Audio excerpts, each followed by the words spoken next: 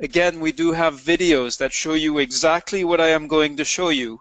However, we find that for some people, and you may be amongst them, it's easier to actually listen and watch to me knowing that I'm there rather than watch a video on your own time. Whichever way works, we do both. And if you want, if I go too quickly, you can of course put in the type in your comments or questions. I'll be keeping an eye on the chat. Conversely, if you just want to watch the videos afterwards, that is fine. So let me start by logging into an account. And you should be able to share my screen. So let me see. So, and I'm looking for, yeah. So this is not my administrator account, but this is an account for a course participant, just like you. So let me sign in and let's see what happens once I'm in. Now, as you recall, the first thing you see is your personal profile. And in fact, to go to the course community, you want to actually click on WHO immunization strategies. And now you can see all of the things that are happening in the community. Again, I'll show you quickly before we dive into Creator, and you can see I have some notifications up here. And this is where the action is to start your Creator project. There is a Creator button here, but you don't need to actually click on it. It's best to go to notifications because that will help you start and ensure that the project starts, you start your Creator project in the good way, in the right way.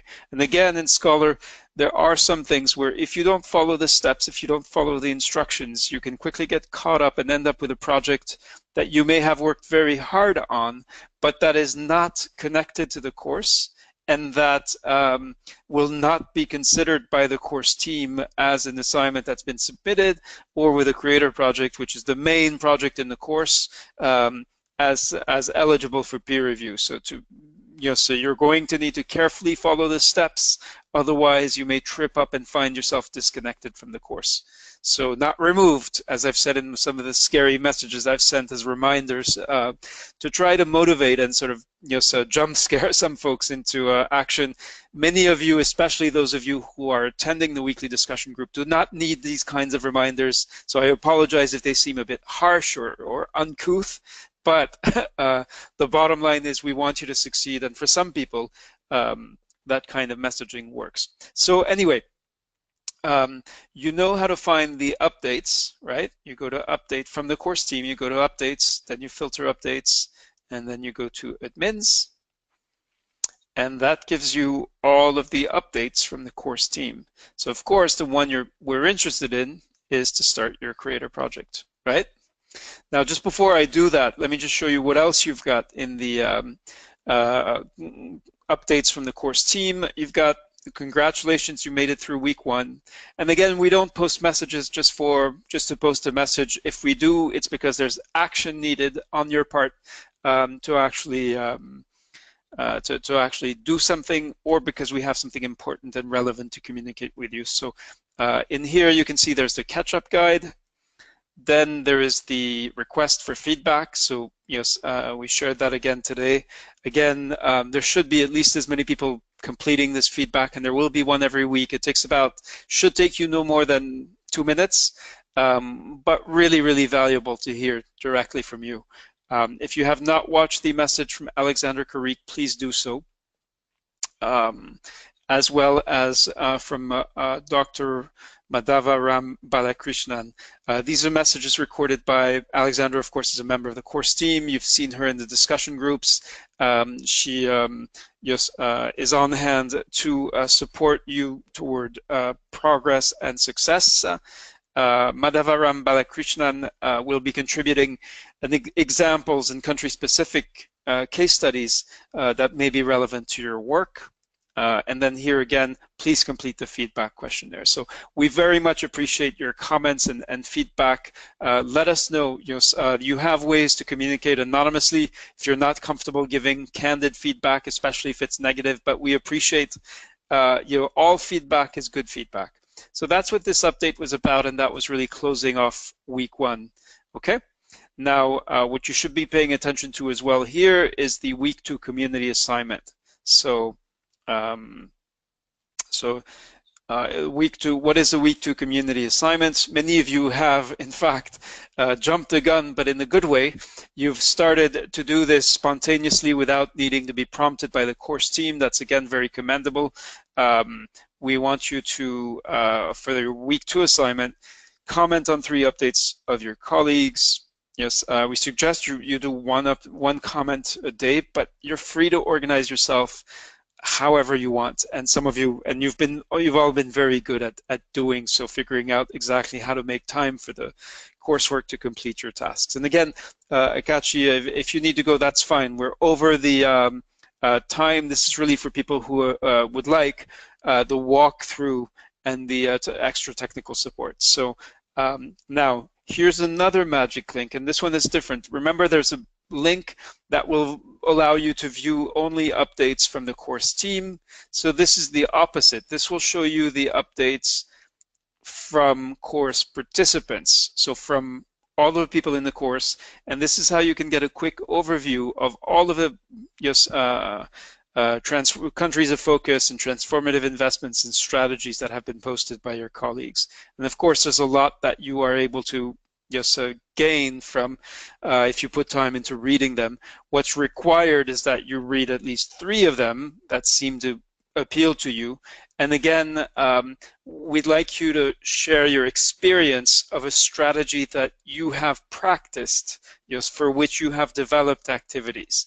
So this is not about just giving your opinion or making a judgment or evaluating your peer, a fellow colleague. This is about giving them something constructive that they can use, that can help them figure out how to implement the strategy that they have prioritized. And again, the important part is the explanation you give on what basis are you suggesting these activities. Okay, so that's the main, those are the 2 main updates in addition to the GRISP lectures that many of you have seen as well. So now down to the main feast, which is to start your creator project. So we actually sent this out on a Saturday. So some of you are already forging ahead, but I'd like to show you how it works. First of all, you do have the videos. The first one is on starting your activity plan. The second one is a guided tour of the creator space where you'll be developing your work. There is, if you're unable to view the videos streaming in YouTube, there is a Dropbox folder where you can find the videos and download them there. One of the key tasks is setting up your activity plan structure. So we'll go into how to do that. And then, there are some sort of ground rules on how you write in Creator. If you're used to Microsoft Word, it is significantly different from Microsoft Word in the sense that it is very simple and basic. There is no room for making things big and bold or making a purple headline or just think of it as a very basic bare bones text editor. And if you are developing your work in Word, keep that in mind. Do not use any fancy formatting. Preferably do not use any formatting at all, and then you'll have no problem copying and pasting into Creator. Creating your activity tables, we have a specific tutorial for that. It is again different from what we are used to in Microsoft Word, but there is a reason and a purpose for why it's different. It's that Creator is what's called a semantic text editor, so we'll be it'll enable your colleagues to peer review your work, and it'll enable your colleagues to make sure that there's consistency in how these different projects are presented. All right, so now you can see that I received a notification up here. I actually have 2. I'm not sure what the other one is, but I'm connected to several to several courses. So the one we're interested in is this one. So this is, you have received a work request, and of course it's the GRISP Transformative Investment Activity Planning.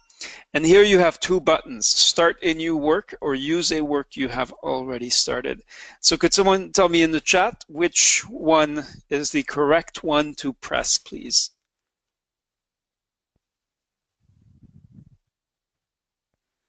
Should I click on Start a New Work or use the work you have already started? Okay, thank you, Oluwatosin Kuti. Yes, thank you, Pranit. Yes, that's correct. So the first time you receive the notification, you'll see Start a New Work. Don't click on Use the work you have already started. If you've already started something in Creator, you won't be able to use it. Let me just tell you that outright. So don't try to do it. We'll just get in touch with you and ask you to copy and paste over using the Start a New Work option. All right, so let's see what happens when I start a new work. So I've clicked on the button.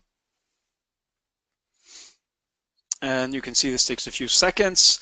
And all of a sudden, I've dropped into Creator. But this time, you can see that there is a title here, Country of Focus, Add Yours, Transformative Investment, and then something else with an ellipsis here. You can see here that there's a description of what I am to do in the project. Okay, to justify my choice of transformative investment, summarize how and why I've prioritized 3 strategies in line with this TI. And let me just, and then develop and describe at least 3 activities for each of the strategies. So that'll be 9 activities in all, at least, and summarize how I'm going to do the M&E. So you may use, and so this is a kind of shortcut, the work you did in week 1 is going to be useful to you because it could be the basis for your Creator project. So that is where you start. Any questions so far about accepting the notifications and starting new work?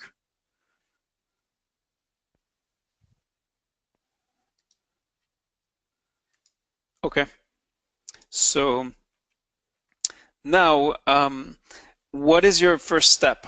First of all, you're going to want to change this title to reflect the country that you're using and go from there. So Mohammed asks, I've already done this, what is next? All right, well, we'll get to it. We've got another 13 minutes to go. I know that some of you may find this is good, that I'm going too slow. Others of you I know are going to contact me and ask for additional support. And either way, yes, we ask for your patience. If you think I'm going too slow, I'm going to try to be comprehensive. So here you can see there are many options, project info structure, and each of these little menus has, like project has 4 sub-menus. So that's a lot of places where you can possibly go, and it's easy to get lost in Creator. So in the video tutorials, and now I'm going to show you just the things you need to do and just the places you need to go. So I'm not going to try to explain everything in Creator. Creator is a very powerful, extremely powerful tool. So you need to change, what do you want to get done? You need to change the title of your piece, and you need to set up the structure. So I'm going to go to project description. And yeah, actually, so under about this work, in info and work. So this is information about the work. The work is the course project, the action plan for transformative investment. So answer to Pranit, yes, you can change your transformative investment from what you posted in the week 1 update. You're not bound by that. So as I go into info, you can see here work icon, work type. I actually just want to change the title. So as I hover my mouse over this, I can see there's a little yellow pencil. I hope you can see it on your screen as I'm sharing mine. And so click on the yellow pencil and this opens up. If you don't see a yellow pencil, the most common reason is there are some obscure but nasty bugs for people using Internet Explorer or Microsoft Edge. So these are the default browsers if you use Windows, and they tend to cause lots of problems. One of them is that you may not see the little yellow pencil and therefore might not be able to change the title. The other thing is if you are using Google Chrome and you are automatically translating the interface into something other than English, you may not see the yellow pencil and you may not be able to change the title. In this case, I am able to change the title, so let me just grab, just to use an example, this would be Republic of Maldives and Strategies to Reach, okay? Let me see if Nashia is here. Yes. All right. So I was just looking at the Excel sheet where we keep track of these, and you, of course, will put your country of focus and your transformative investment, but again, do use the short title for the investments, not the very long sentences that many of you put into your titles. Once I've done that, I put save. Okay? Was that any questions about that step? So again, this was in info, work, title. And I click on the little yellow pencil. All right? So now you can see that up here, it now says Republic of Maldives strategies to reach. Okay, so that step, that's an important step. It's covered by a video tutorial. So if you need a refresher, go ahead and look at that, please. Now, I'm actually going to need a refresher myself as to the structure of the project. So let me just pull this up here. Okay. So we need so justification, prioritization, activity planning, monitoring, and evaluation. So here I am now in about this work, but this time I'm looking at structure. And this is the most fundamental difference between Creator and Microsoft Word. In Microsoft Word, you show that a document has structure by creating headings. You might make the headings bigger, you might give them a color or make them bold. You have none of those options in Creator. On the other hand, you have an even more powerful one, which is to describe the structure of your project. So in this case, again, we want to start with the justification. So right now you only have one element of structure called untitled element, and you're going to click on the little yellow pencil. This is not the same. We're not looking at the project title. We're looking at structures, so that's something different, and type justification. And so that you don't have to type that, and so that it appears as a big bold heading, you should display heading in view and output. Now you have many options here. You just leave the default option to section and save. All right. Next, your second section is going to be prioritization. So here again, a section, again, you display the heading and the output. Then you're going to have activity planning. And save here. And finally, you're going to have monitoring and evaluation. So I'll just put monitoring and save. Okay? So you might say, what's the point of doing this? Why create these four elements of structure? So this is my justification. So my transformative investment is, let's say, strategies to reach, the most popular one. Okay, now watch what happens when I click with my mouse on prioritization. I go to another element of structure. What just happened?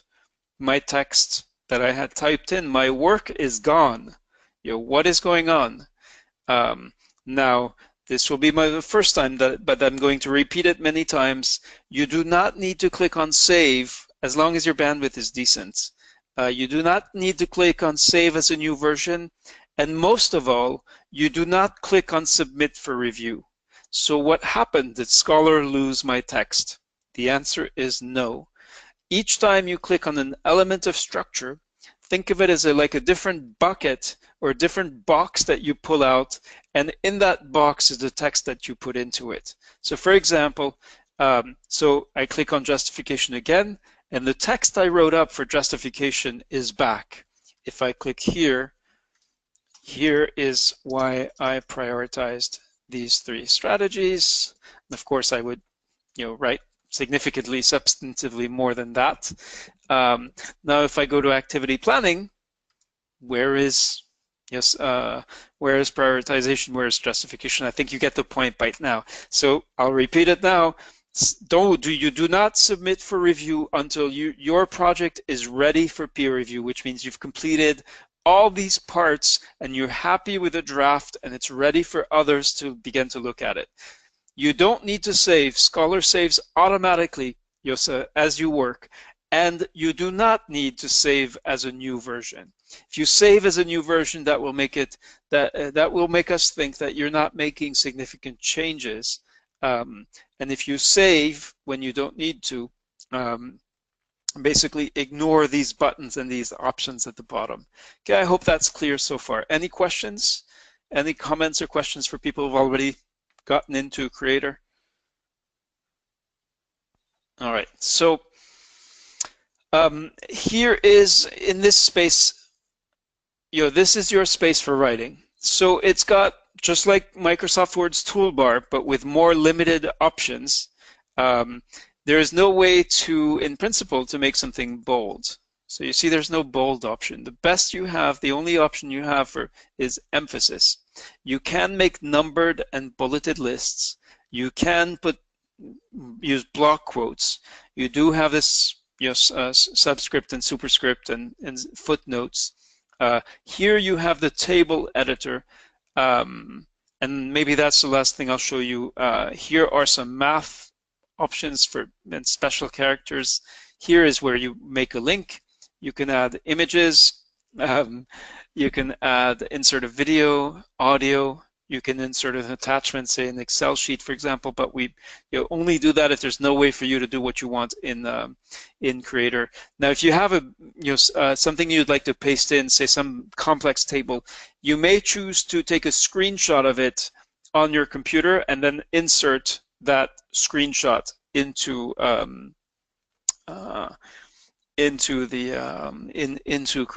the Creator project. Okay, if you have a YouTube video that demonstrates something about the program, and if you've been looking at the analytics, you'll see that we actually consider that the more multimedia elements you use, even though this is a formal context, the stronger your project is likely to be. So that is a factor to consider, to be using images, videos, sounds, attachments, embeds from YouTube. So now I just need a reminder myself of what the tables look like. So activity 1, activity details, stakeholders. All right, so let me show you. So for the strategies, or for the activity planning, so I will have my strategy 1, and for each one, I'm going to make a table that has 1, 2, 3, 4 by 4. Okay, I'm going to insert a table here. So I want 4 rows, 4 columns. For width, I can type 100%. For height, I leave that blank. Headers are just the first row. Let me see if that's the case. Yeah.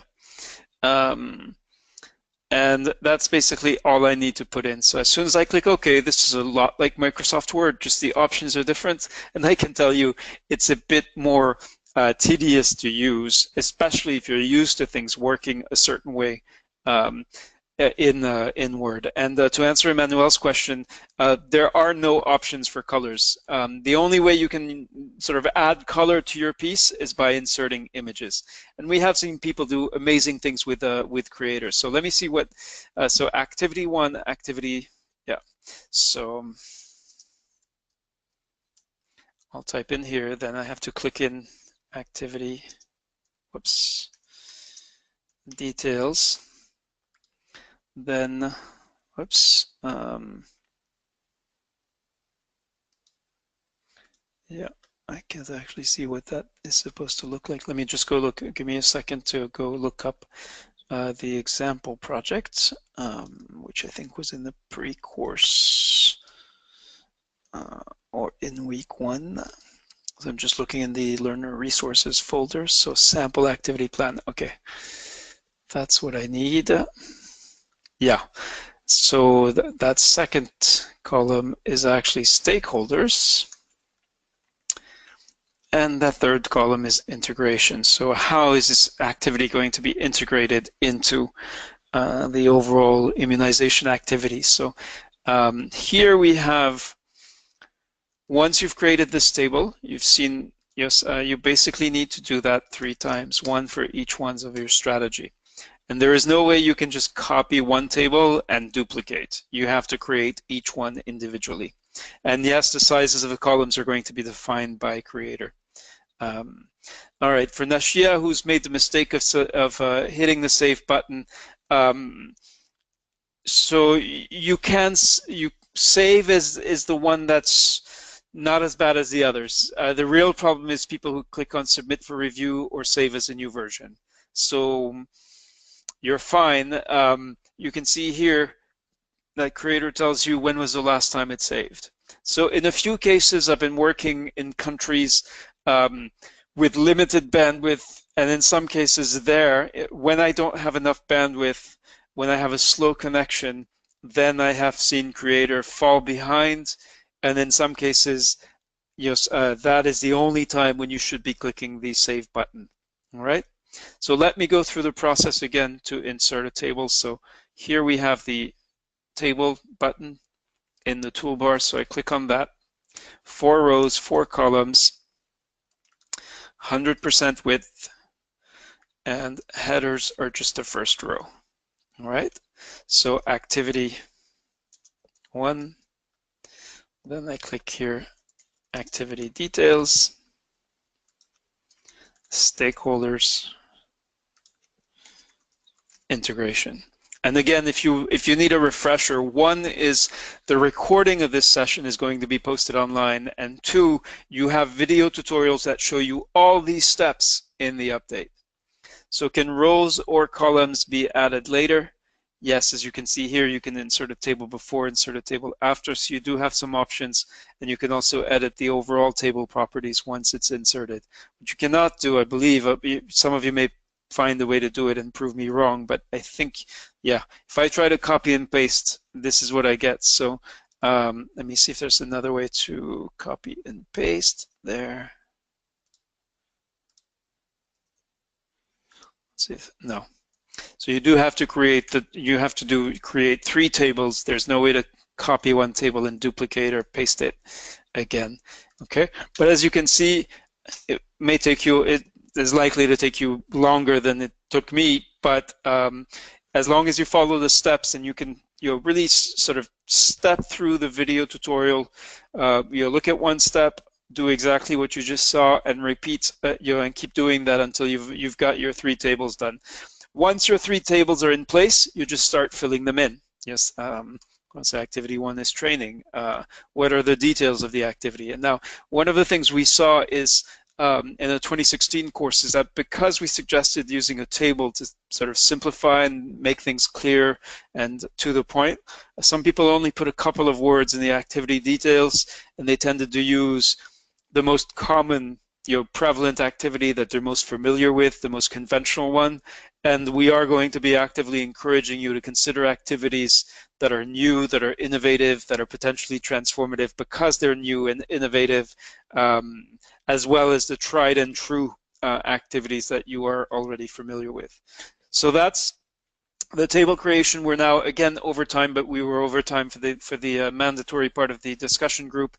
So if there are any, yeah, the integration columns. So yes, it should be a yes or no. Maybe I can turn to Jill Mill for some advice on how to build a compelling activity planning table.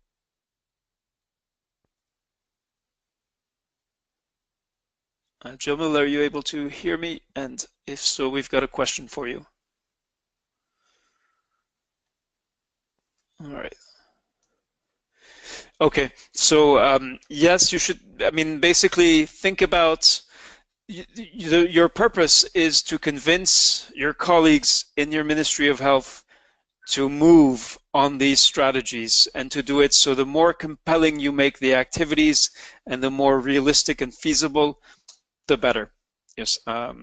So what happens if you press the button submit for review? Creator will blow up. No, I'm just kidding. Creator will not blow up, but your work will move into peer review. Now, if you do this before the deadline, you will be able to unsubmit. But it means the course team receives a notification. We say, okay, great, someone has actually finished their project. It's ready for peer review. So we may look at it. And we don't want, and if you're halfway through your draft and you've pressed that, then that's not a good use of your time or of ours. So we ask that you don't click on submit for review until you're actually ready to do so. So if you've pressed the button, your work goes into here, you can see the project status. So right now your draft is pending, and as soon as you push submit for review, it will say review pending, which means it's being pushed out for peer review. Now it won't be pushed to peer review until we reach the deadline. So you should be able to unsubmit if we're before the deadline, but your draft is due on November 4th at 11 a.m. So as long as you do it before November 4th at 11 a.m., the exact time will be different, of course, depending on your time zone, you'll be able to unsubmit. But we ask that you just don't touch that button. It's that simple until you're actually done with your draft and it's ready for peer review. I hope that is clear for everyone. And one more thing, because this group is so far ahead, you'll be able to discover that the rubric, so what's supposed to be in your project, as you know, there is something called the rubric, which are the criteria together with ratings that define what should be in the project. So here you have just all of the criteria. The entire rubric is available in the right-hand side here. So you can and should read this. Of course, you also have it as a convenient PDF download in the shares. This is the assignment. This is what you have to do. These are the instructions and the guidance for what you have to do. And you're using them as authors now. You will use the same rubric when we move to peer review and you're looking at the work of others. And to give you a sneak preview, again, this is all under the feedback pane. You'll be assigning ratings, deciding whether for monitoring and evaluation, for example, the person you're reviewing deserves a 4. And what is a 4? A 4 is a relevant, useful, and specific summary of monitoring, surveillance, and evaluation. Or if there's no description of monitoring or evaluation, then that should be a 0. Whatever the rating you'll give, this is really looking ahead to week 5 of the course, weeks 4 and 5 of the course. You have to explain it, and that's the important part. Just tell us why this is a 0, why this is a 4, or something in between. So right now you can just look at this for reference as you're developing your project. You have the PDF that includes exactly the same information, but you can also look at it here. So it can be handy as you're thinking about it to look to the right-hand side in Creator.